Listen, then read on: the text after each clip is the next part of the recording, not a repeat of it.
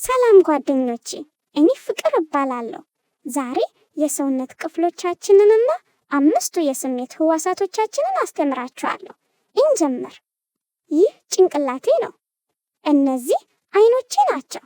ለማየት አይኖቼን እጠቀማለሁ። እነዚህ ጆሮዎቼ ናቸው። ለመስማት ጆሮዎቼን እጠቀማለሁ። ይህ አፍንጫዬ ነው። ለማሸተት አፍንጫዬን እጠቀማለሁ። ይህ አፌ ነው። ለመቅመስ መላሴን እጠቀማለሁ። እነዚህ እጆቼ ናቸው። ለመንካትና ለመጫወት እጠቀማቸዋለሁ። እጅ። ሰላም።